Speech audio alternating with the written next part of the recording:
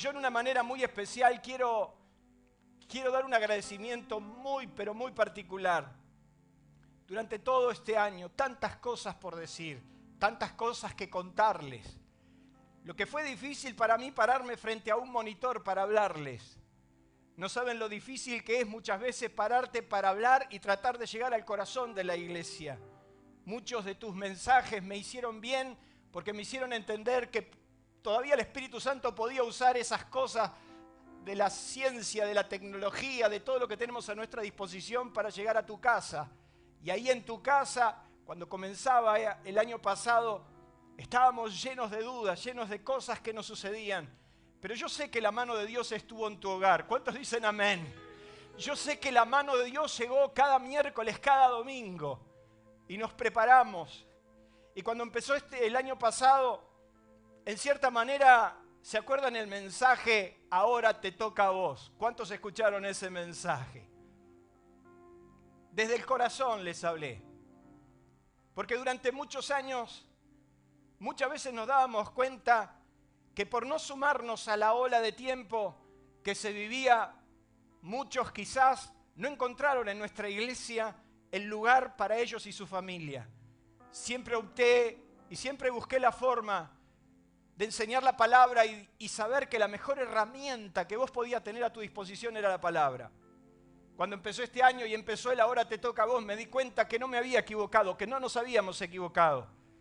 Porque hoy ya no puede estar las cosas que muchas veces preponderamos o que buscamos a través quizás de lo que más nos gusta y de lo que muchas veces se usa. Pero de repente me di cuenta que era el momento de que la iglesia tenía que caminar en la palabra, que nosotros no podíamos estar ahí para ayudarte. La desesperación fue muy grande. No podía estar en tu casa para bendecirte, o no podía estar en un hospital para ir a socorrerte, aunque en casos extremos lo hemos hecho. No pude darte un abrazo, Karina, Lucas, cuando perdiste a tu papá y a tu mamá. No pudimos estar en momentos difíciles cuando una esposa me llama para decirme que su esposo estaba internado, Ana. Pero de alguna manera, con algún mensajito, con algo, con cada mensaje el miércoles, el domingo, tratando de llegar a tu casa, tratando de llegar a tu corazón, tratando de decirte que no estás solo, que Dios siempre va a estar con su iglesia. ¿Cuántos dicen amén? Que no es lo mejor que pudiste hacer. ¿Cuántas pavadas se cayeron por tierra? ¿Cuántas falsas enseñanzas se derrumbaron? ¿Dónde estaban los pactos, las bendiciones? El que si das o si no das, el que si haces o dejas de hacer. Ahí estás solo con Dios. Y ahí Dios nuevamente mostrándote que con amor eterno ama a sus hijos y jamás te abandonará. ¿Cuántos dicen amén? Vimos la fidelidad de Dios. Vi la fidelidad de Dios en cada acto. Vi la fidelidad de Dios hasta en las finanzas. Porque nunca nos faltó. Porque pudimos socorrer, porque pudimos ayudar. Ana, cuánta bendición hemos derramado este año como nunca en la historia de la iglesia. Hemos derramado miles de kilos de mercadería socorriendo a la familia de la fe, llevando como pudimos y más. Al punto que cuando terminábamos fin de año no sabíamos qué hacer con tanto. Mire si Dios ha sido fiel. Quiero bendecir a esta muchachada. Sí, vos que tenés cara de pícaro, ahí ya te veo. A toda esta muchachada que ustedes ven acá. Estos muchachos cada miércoles, cada domingo estaban acá conmigo. Marquitos, un genio. Un fuerte aplauso. A todos los técnicos, a todos los que hicieron posible, a los que se ocuparon, a Azul, una genia, a todos. Un agradecimiento muy, pero muy especial, porque entre todos seguimos adelante. Y la iglesia nunca se detuvo, ni se va a detener, porque la iglesia no es de Ángel Caputo, ni de nadie que ostente ser el dueño. La iglesia de Cristo seguirá siendo de Cristo. ¿Cuántos dicen amén? Y a cada instante Dios lo único que me decía: Ángel, la iglesia es mía, yo la cuido, yo la defiendo. Y aunque como diría el apóstol San Pablo que hay muchos lobos vestidos de oveja Y muchos usurpadores o muchos de los que andan hablando, medrando con falsas doctrinas, siempre Dios defendió a la iglesia, siempre Dios defenderá tu vida, porque vos sos especial para Dios. Así que estamos felices. Como dijo Gustavo, quizás la sonrisa no se les note, pero estamos felices. Los que están felices, háganme en el emoticón. Miren cómo estamos aprendiendo. Me pregunto, ¿qué sociedad vendrá? Y le decía a un grupo de líderes que estábamos trabajando, la iglesia nunca está fuera de la sociedad. Tarde o temprano todo lo que pasa en la sociedad nos termina afectando a nosotros también. Lo que rodea, la cultura, lo que nos pasa como país. Yo no sé si te duele lo que está pasando en nuestro país. A mí me duele, hermano. Y me duele mucho. Y como les dije el domingo pasado, tengo muchas ganas de llorar. Sí, me volví un llorón.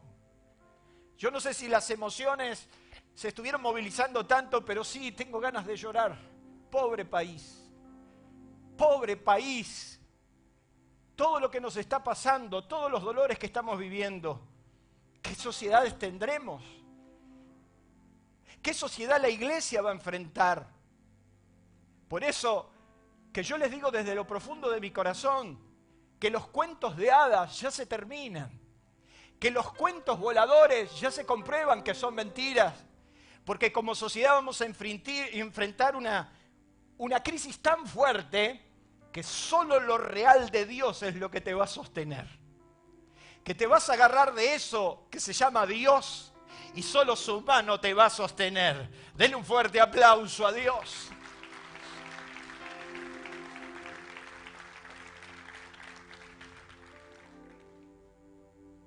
Nací en un hogar donde las cosas no eran fáciles. Y yo hoy agradezco a Dios por eso. Agradezco no haber tenido un padre que nunca pudo jugar conmigo. Agradezco a ver a mi mamá llorar y cantar y confiar en Dios en los momentos de dolor. Nací en un hogar que las cosas no fueron fáciles, donde la necesidad siempre estuvo, pero donde también estuvo la mano de Dios. Eso me ayudó, me formó, me forjó y me hizo dar cuenta que cada vez que me encontré en problemas, yo tuve dónde ir. Y cada vez que te encontrás en problemas, vos tenés dónde ir. Y es a los pies de nuestro Señor. Pero ¿qué sociedad tendremos? No tengo dudas que tendremos una sociedad mucho más egoísta que la de hoy. Mucho más individualista. Mucho más egocéntrica. Y aunque a usted le parezca mentira, esta situación que nos incomoda, que no sabemos cómo saludarnos. No sabemos si nos damos un abrazo o la mano. De repente lo veo a Daniel, se disfrazó de Batman. Y digo, ¿qué hago? Aunque a usted le parezca mentira, todo este simple distanciamiento que tenemos que hacer y lo tenemos que cumplir, es como que nos va alejando y es como que nos vamos poniendo cada uno en su lugar. Y aunque parezca mentira, eso va a contribuir también a lo que nos va a pasar. Y entonces en esta mañana yo quiero hablarles acerca de la indiferencia que duele. Diga conmigo, indiferencia que duele. Pero yo no me voy a referir a la indiferencia entre nosotros. Yo voy a hablar de la indiferencia hacia Dios. Yo estaba entusiasmado. Yo estaba contento. Yo dije, como un efecto natural al ser humano, cada vez que le va mal, se busca a Dios o se vuelve a Dios. Díganmeles todos los que acá están presentes, cuando le apretaron las clavijas, ¿cuántos buscaron a Dios? Es un efecto natural. Y entonces cuando pasó todo esto, yo dije, este es el momento que la sociedad se volverá a Dios. Este es el momento donde la gente correrá a Dios. Sin embargo, me doy cuenta que no es así. Y hay un salmo precioso, el Salmo 83, que yo se los quiero leer en esta mañana, porque Asaf, no David, Asaf decía, oh Dios, no guardes, ¿qué cosa? Silencio. No calles, oh Dios, ni estés, ¿qué dice ahí? quieto. Otra traducción, cuando lee este versículo, dice, oh Dios, no guardes silencio, no cierres tus oídos, no te quedes callado. Parece que Asaf estaba tan desesperado como vos la semana pasada, como yo la semana pasada o como yo en marzo del 2020. Y de repente parece que todo se terminó, todo se paró. Y con más de 36 familias a mi cargo en mi trabajo, no sabiendo cómo seguir adelante. Y de repente todo tu alrededor se paralizó y de repente estas palabras empiezan a tener connotación porque el ser humano se imagina que por alguna razón Dios se silenció, no te habló, no te escuchó, no te tiene ni registrado. ¿A cuántos le pasó alguna vez eso en la vida? Encima viene un hermanito nuevo que se convierte al Señor la semana pasada y de repente sale a dar testimonio y te dice, la semana pasada venía acá, no creía en Dios, no creía en la iglesia, yo creía que los pastores eran todos chantas. Pero ahí le dije, Señor, si existí, yo te pido un trabajo. ¿Y saben qué? Me llamaron, me dieron un trabajo de jefe. Y voy a decir, ¿qué pasó? A mí Dios no me escucha, no me registra. Y Asaf parece que tenía la misma desesperación. Y decía, oh Dios, no guardes silencio, no calles, oh Dios, no estés quieto, oh Dios, no guardes silencio. Pero hay una traducción, la Biblia latinoamericana 1995 dice, oh Dios, no descanses, no te calles, oh Dios, no te quedes, ¿qué dice ahí? Impasible. ¿Y por qué quiero marcar esa palabra? Porque en muchas traducciones se traduce la palabra indiferencia por la palabra impasible. Y cuando usted quiere ver lo que significa la palabra impasible es incapaz de padecer o sentir, indiferente, imperturbable. Es como que Dios está enajenado de nuestro dolor. Es como que Dios de repente te anuló de la lista, ni siquiera sabe cómo te llamas, y es como que está indiferente a todo lo que te pasa y hasta es incapaz de sentir lo que te pasa. Usted es mucho más espiritual que yo, pero a mí me pasó muchísimas veces. He tenido discusiones con Dios de decirle a Dios, ¿sabes lo que pasa, Señor? Vos no estás acá en la tierra. He tenido discusiones, planteos con Dios, de decirle, Dios, ¿se te olvidó? ¿Qué pasó? Y parecería que Dios está imperturbable en el tiempo. A lo largo de la historia bíblica podemos ver muchísimas veces donde Dios se guardó, ¿qué dice ahí? A silencio. Y los hombres pocas veces lo notaron. Después de tanta insistencia sobre su creación, lo único que puede hacer el Creador en determinado momento es guardarse y callar, esperando con paciencia que sea el hombre el que, dándose cuenta de su necesidad, se vuelva a Él. Nunca fue la culpa de Dios. Nunca Dios quiso la indiferencia con su gente, ni su gente con Él. Y es más, yo he notado que se habla mucho de esto y he escuchado muchos mensajes al respecto acerca de el silencio de Dios. ¿Cuántos escucharon alguna vez un mensaje que te habla del silencio de Dios? Y hasta el más espiritual te mira con cara seria y te dice, lo más difícil de todo es soportar el silencio de Dios. ¿Usted lo ha escuchado alguna vez? ¿Sabe que yo he buscado en toda la Biblia y yo nunca he encontrado que el propósito de Dios en determinado momento era adrede, subrayo la palabra adrede, guardar silencio con su creación? Porque Dios quiso siempre hablar, dialogar, tener comunión con su creación. No fue Dios a buscar al hombre en el huerto cuando había pecado y lo andaba buscando y le decía, ¿dónde estás tú? Y el hombre le dijo, he oído tu voz en el huerto y tuve miedo. Y Dios le dijo, ¿y qué te dijo? Porque Dios disfrutaba de la relación con el hombre y el hombre disfrutaba de la relación con Dios. Pero en muchísimas ocasiones, Dios, queriéndole hablar al hombre, queriendo instruirlo, queriendo enseñarlo, se dio cuenta que empezaba a ser como una molestia. Y entonces decidió sencillamente respetar la decisión y guardarse y llamarse a silencio. Diga conmigo, llamarse a silencio. ¿Me está entendiendo la diferencia? Porque no le veo, entonces hágame así o así. Si usted me dice así, arranco de nuevo. No, que nos tenemos que ir. En determinado momento es como que Dios tiene que guardarse a silencio. Pero el responsable no es Dios. Y hasta me enseñaron en la religión que hay que hacer mucho para que Dios te escuche. Y hay que arrodillar, y hay que clamar, y hay que buscar. Y a mí se me hacía que a Dios le costaba escucharme. Y parece que es difícil que Dios te escuche. Y parece que llamás, clamás, y del otro lado hay silencio. Y el salmista dice, no te estés quieto, reacciona. ¿Cuántos le dijeron alguna vez a Dios, reacciona? ¿No ves que me estoy por ir de la iglesia? Es como el que jugaba al fútbol y traía la pelota y si no lo dejábamos jugar se lleva la pelota. Y es como lo queremos impresionar a Dios porque el Señor hace algo porque mirá, estoy al borde de hablar con el pastor y irme. Bueno, ahora ni hablan con el pastor, se van igual. Estoy al límite. Me dijo un hermano un día, estoy al límite. Y entonces vamos delante de Dios y le exigimos cosas.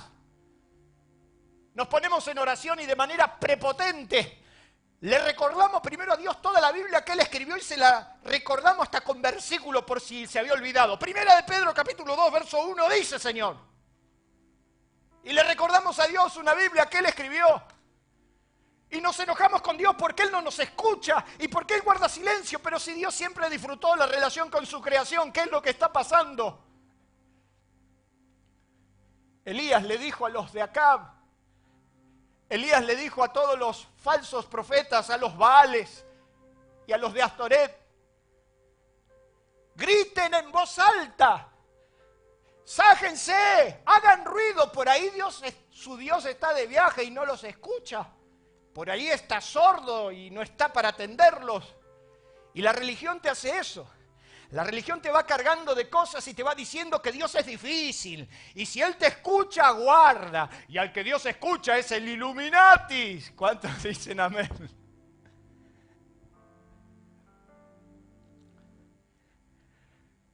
Pero de repente me di cuenta que en un ascensor,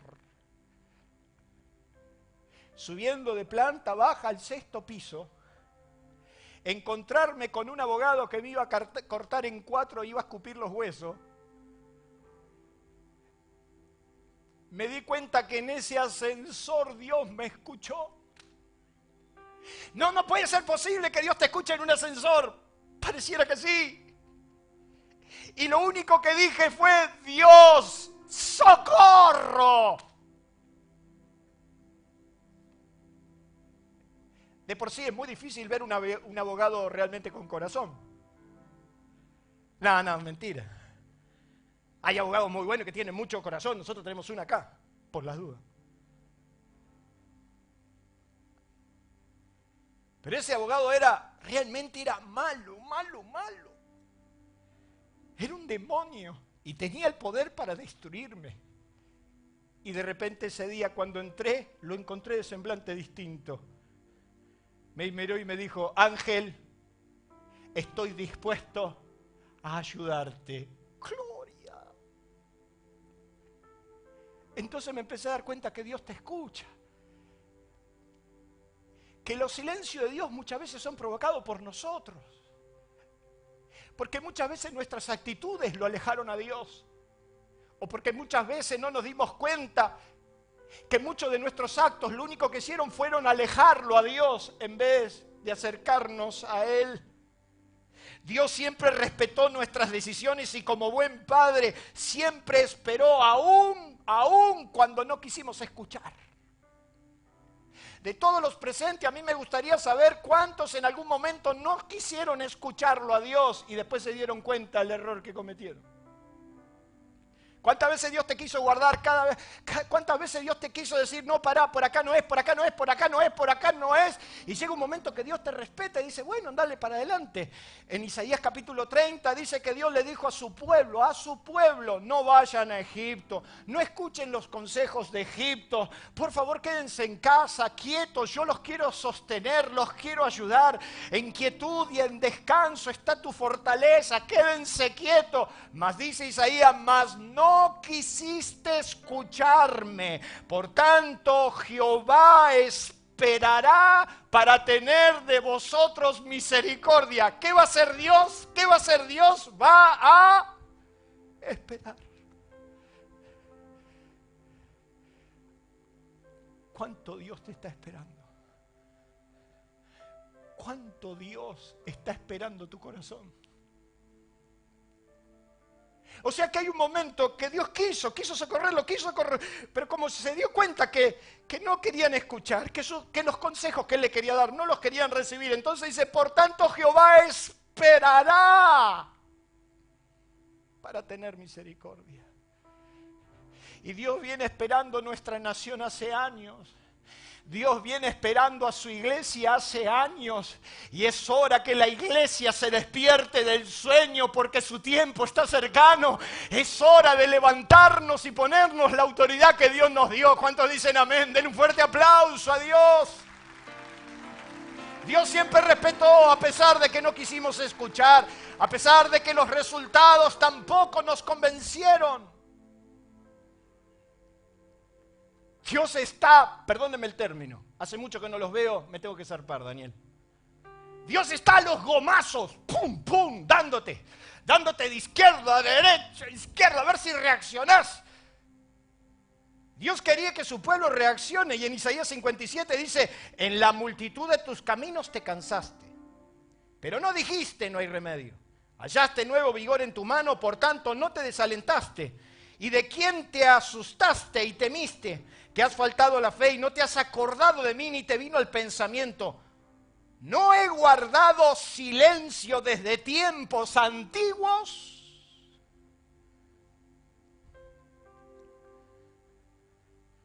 O sea que hay momentos que Dios se llama a silencio, esperando tu corazón, hasta que reconozcas que el que necesita sos vos y no Dios. ¿Cuántos dicen amén? Basta de estrellas, basta de pensar que sos el ombligo del mundo. Sos vos el que necesitas a Dios. Sos vos el que tenés que correr a Dios. Sos vos y no Dios, sos vos. Yo he guardado silencio. Dios nos ha respetado a pesar de que hemos, ¿qué dice ahí? ¿Elegido? Por favor, no piense su marido ahora, ya es tarde. Mirta, ya es tarde, Juanjo, ya está. A esta altura está jugada, Mirta, ya está. Se terminó, ahí se terminó. Aun cuando elegimos mal. El libro de Sofonías le habla al pueblo y le dice, ustedes eligieron siempre mal. Miren, los reyes que tienen ustedes son lobos rapaces que no perdonan el ganado. Los sacerdotes que tienen son torpes, inútiles. Los profetas que acumularon están dormidos. Pero Dios diciéndole de alguna manera a su pueblo, pero fueron ustedes los que lo eligieron. Ahora nadie votó a Menem. Que en paz descanse. Que quede ahí y no lo suelten. Y entonces nos quejamos y decimos, estos gobiernos corruptos, ¿y quién lo eligió? Y entonces nos quejamos y decimos, y esto y lo otro, pero siempre elegimos mal. Y hace 70 años que elegimos mal. Hace 100 años que elegimos mal. El otro día charlando con... ¿Usted recuerda el mensaje que di el otro día hablando de las últimas evidencias de hombres honestos que tuvimos en el país? Me olvidé decirle que Arturo Elías, cuando estaba en ese hospital público, a punto de morir, dice que le preguntaron, ¿por qué estás tan preocupado? Y dice, ¿quién va a pagar toda esta cuenta? Entonces Sofonías le dice, pero ustedes tienen reyes que son secuaces, corruptos, ladrones. Pero son ustedes. Y entonces Sofonías le dice, pero Jehová está en medio de ti, poderoso. Él igual te va a salvar. Se va a gozar con alegría sobre ti y callará de amor.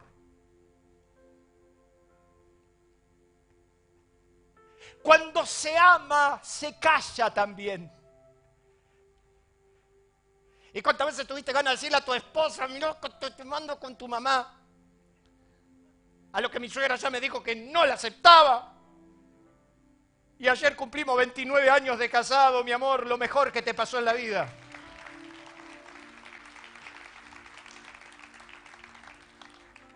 Pero a pesar de que eligieron mal, yo igual me voy a gozar sobre ti. Y Dios estará en medio de ti, poderoso, porque Él callará de amor. Y yo tengo un Dios que jamás me reprochó mi silencio. Que jamás me dijo cuántas veces te busqué y no te encontré.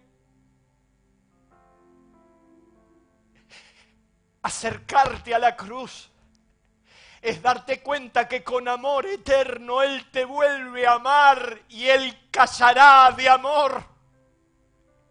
No buscarán la lista de tus errores, no buscarán la lista de tus trágicas decisiones.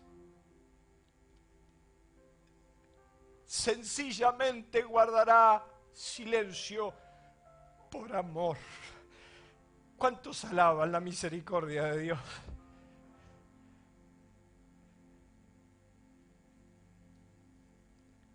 Entonces quiere decir que hay silencios que se dan para probar nuestra fe, pero hay silencios que se dan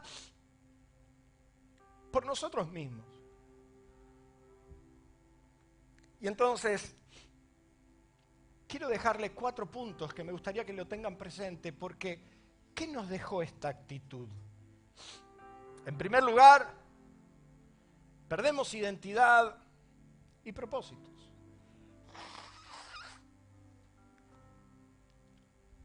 Dios le dijo al viejo Abraham en un altar, tu nación estará 400 años esclavo. ¿Se lo dijo o no se lo dijo? Se lo dijo. Abraham se lo dijo a sus generaciones y las generaciones que vinieron lo supieron. Israel desciende en obediencia a Egipto. Fíjese, con tantos años atrás Dios ya sabía lo que iba a pasar.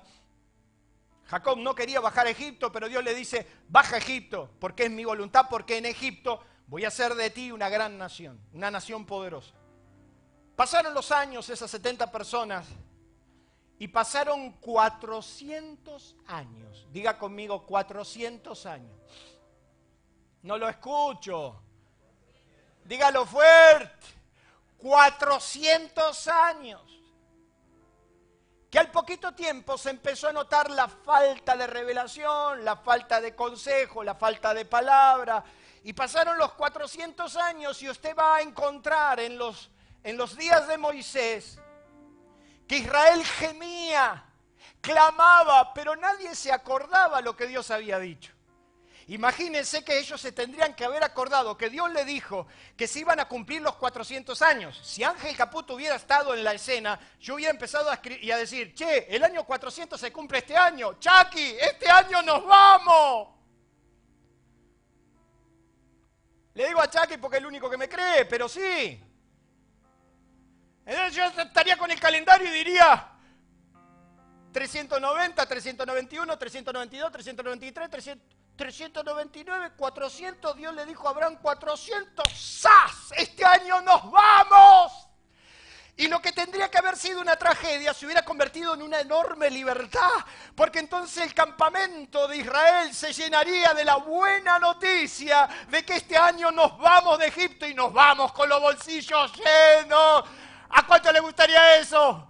Manga de carnales, digan amén. Si son los que después me andan pidiendo oración porque Dios no lo prospera. Desgraciados. No, hermano, no hablemos de eso, eso es ser carnal. Pero ¿qué carnal si la mayoría de nuestros problemas vienen por ahí? entonces yo estaría como loco en el campamento diciéndole, ¡nos vamos! ¡Nos vamos! Y aparte Dios dijo que nos vamos a llenar los bolsillos. No, Dios tuvo que agarrar a Moisés, llevarlo al desierto, meterlo en el desierto, someterlo al duro proceso de trabajar para su suegro sin paga. Dios te libre, te guarde, te cubra con la sangre bendita. Y cuando ya Moisés estaba arruinado, no podía más, ya Moisés hasta perdió el habla. Por favor, no diga que Moisés era tartamudo. Moisés se volvió tartamudo en el desierto porque estuvo 40 años con las ovejas. La mujer no le daba corte, el suegro no lo registraba y con lo único que hablaba con la oveja. Los primeros 10 años hablaba con la oveja, después de los 10 años no habla más con la oveja. Y entonces se volvió torpe de habla. Y fíjese qué grado de inconsciencia que con el paso del tiempo y con ese silencio prolongado no se acordaban de Dios. No se acordaban ni siquiera el nombre de Dios. No se acordaban de las promesas de Dios y es más, cuando Dios le dice a Moisés, yo soy el Dios de tu padre, Abraham se asustó porque dijo, la flauta resucitó después de 400 años. Cuando Moisés fue con el mensaje y le dijo, nos vamos, somos libres, nadie le creyó y lo volvieron loco porque perdieron identidad de pueblo, perdieron su propósito, su destino, porque tantos años de silencio te va quitando lo genuino, lo espontáneo. Y claro, pasa un día sin orar, no pasa nada. ¿Cuántos pasaron un día sin orar? Levanten la mano. No sea mentira. Mire que tengo un orómetro. ¿Usted pasó alguna vez un día sin orar? ¿Una semana? Gracias, Diego, por tu sinceridad. ¿Un mes? ¿Un año? Me refiero a orar, esa que te arrodillas y el cielo visita tu habitación. Pero va pasando el tiempo y vamos perdiendo noción. Y esa indiferencia te lleva a perder tu identidad, tu destino, tu propósito. Y entonces ya no crees en nada. Y entonces cuando Moisés vino y le trajo las nuevas, no le creían. Y Dios le dijo, el Dios de mis padres, el Dios de tus padres nos ha visitado. Perdieron identidad. Demasiado dolor, demasiado quebranto. Será por eso que la última iglesia de Apocalipsis, el último tiempo, ¿se acuerdan ustedes que en Apocalipsis vimos que eran 7 iglesias, 7 tiempos? Y la última iglesia, la iglesia de la Odisea, representa la iglesia del último tiempo. Y es en la iglesia de la Odisea que Dios le dice, yo estoy a la puerta y llamo. Y queriendo decir que si está a la puerta es porque está afuera, no está dentro. Yo estoy a la puerta y llamo, si alguno me escucha, yo quiero entrar. Tanta indiferencia lo llevó a perder su identidad como nación. Tanta indiferencia te hace sustituir lo real, lo que es real. Yo quiero decirle que Dios eligió 3 habitaciones en la tierra para habitar. En primer lugar, el tabernáculo de Moisés. Por primera vez Dios iba a vivir en el tabernáculo, lo que era conocido como el tabernáculo de Moisés. Y la Biblia nos dice que cuando Dios descendió a la tierra y vivió en el tabernáculo, dice que la gloria llenó tanto que la tierra no soportó la presencia de Dios. Humeaba el cerro, el Sinaí tembló y la gloria de Dios descendió. ¿Cuántos dicen amén? La segunda habitación fue el templo de Salomón. Cuando ya se estableció como nación, David se dio cuenta que ya no era hora de andar en tienda, había que hacer una casa física. Y entonces se conoció el primer templo conocido como el templo de Salomón. En Segunda de Crónicas nos habla y nos enseña cómo fue la experiencia. En el capítulo 7, cuando fue la inauguración, dice que el fuego de Dios cayó, descendió la gloria de Dios y ni los levitas pudieron cantar y las trompetas tronaban y la gloria se manifestaba. ¡Wow! La gloria de Dios. ¿Lo real cuál es? La gloria de Dios. Pero después Israel se perdió y Babilonia entró y destruyó ese templo. Y cuando volvieron bajo Esdras y Nehemías construyeron el segundo templo, el templo conocido como el templo de Zorobabel. bajo el mando de Esdras, Nehemías, restauraron la nación y edificaron el segundo templo. Sencillito, no era como el de Salomón. No había tanto oro como los días de Salomón. Era muy pobre, era limitado. Y dice que los viejos que se acordaban de Salomón lloraban y gritaban porque decía que va a aceptar Dios esta casa si mirá lo que edificamos nosotros en los días de Salomón. Pero dice la Biblia que Dios le dijo a Zorobabel: Zorobabel, yo estoy en medio de esta casa. La gloria postrera será más grande que la primera. Por más que sea humilde, sencilla, mi gloria estará en esta casa. ¿Cuántos dicen amén? Pasaron los años, Roma conquista la tierra de Palestina y Herodes, para quedar bien con los judíos, le tira abajo el templo de Zorobabel y construye el segundo templo, la tercera habitación, conocida como el templo de Herodes. Y entonces, cri-cri, cri-cri, cri-cri. No hay un solo registro bíblico que diga lo que pasó. Hicieron un templo extraordinario, pero no hay un solo versículo bíblico, no hay uno solo que diga que cuando inauguraron el templo de Herodes la gloria vino. ¿Qué empezó a pasar? Empezaron a sustituir lo real por lo que se parece.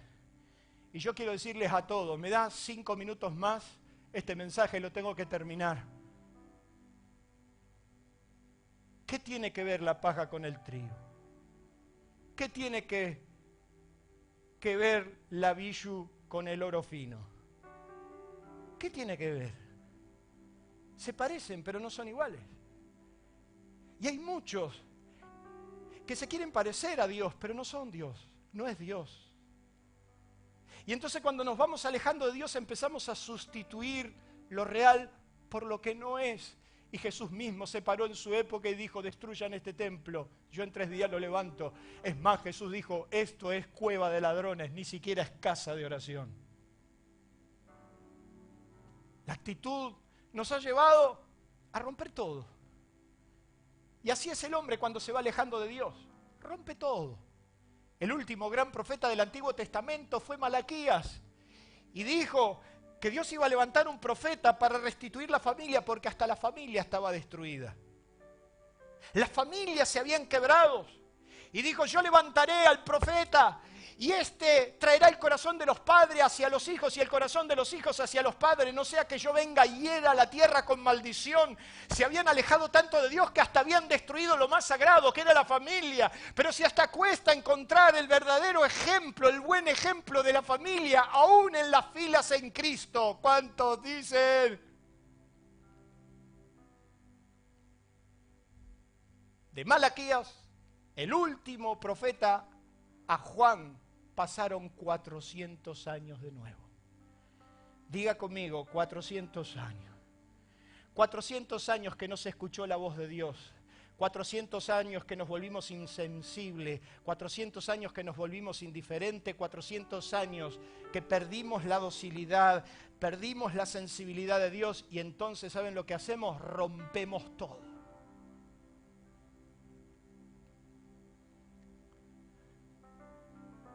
Esa actitud también nos lleva a dormirnos.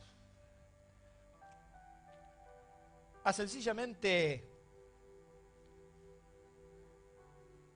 dormirnos espiritualmente. Y entonces ya no es la fe que te moviliza.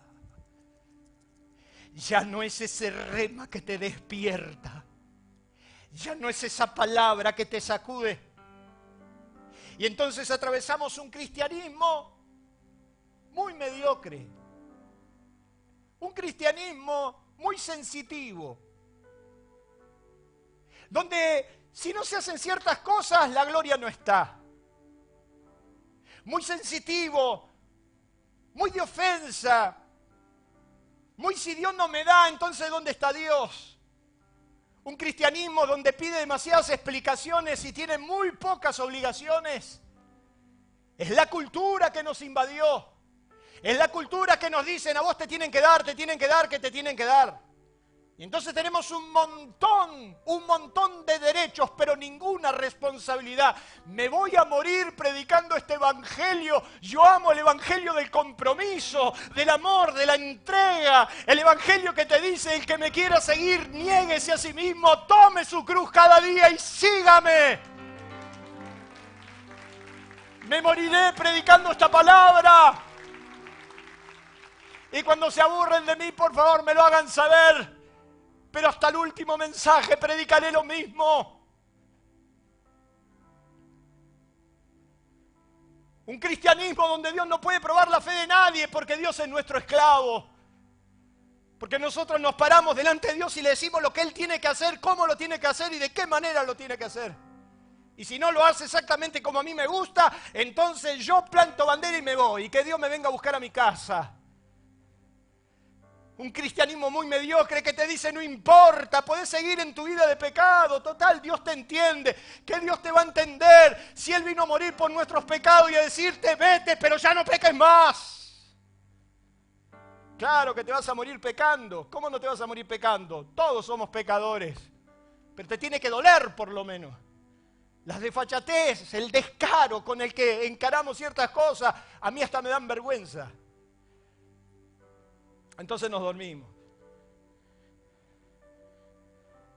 Yo soy fruto de ese cristianismo que nuestros viejos morían con las botas puestas. Claro, eran anticuados, nos cantaban en ruso, Gladys, o en italiano. Y eran anticuados, eran retrógrados. ¿Cómo hemos renegado de eso? Sí, teníamos razón. Pero hoy, Willy, nos damos cuenta que muchas de las cosas sí tenían razón ellos, cuando lo único que mi pastor me mandaba era orar. Y yo le decía, pastor, porque en aquel tiempo al pastor se lo consultaba. Pastor, me gusta una chica de la iglesia, le dije a mi pastor. ¡Ja! Ya sé quién es, me dijo Juan. Y le dije, ¿cómo sabe? Ah, porque cuando vos vas, yo voy y vengo, me dijo. ¿Y qué opina, pastor? Orá. Para ponerte de novio tenías que orar. Para buscar un trabajo tenías que orar. Para irte de vacaciones tenías que orar. Siempre había que orar.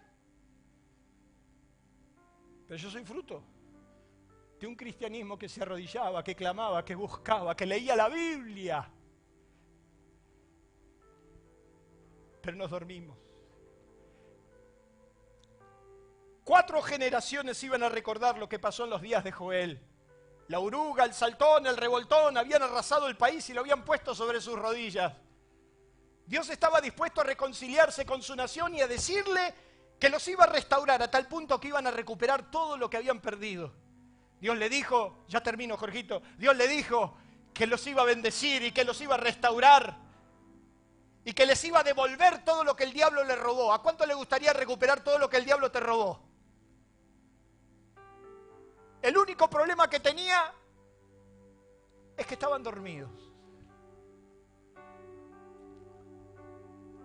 Y en el mes de febrero, el Espíritu Santo sencillamente me dio esta palabra que dice, proclamad esto entre las naciones, proclamen guerra, despierten a los valientes. Acérquense, vengan todos los hombres de guerra, forjen espada de vuestros asadones, lanza de vuestras hoces, diga el débil, fuerte soy. Otra traducción dice, movilicen a los soldados. Y otra traducción dice, llamen a los mejores hombres. Porque se puede recuperar lo que el diablo nos robó. Se puede restaurar nuestra querida nación. Se puede levantar la gloria de Dios sobre nuestro país. Solo hay que despertar a los valientes. Llamen a los hombres de guerra. Llamen a los mejores hombres. Por eso Dios te está llamando y por eso Dios te trajo.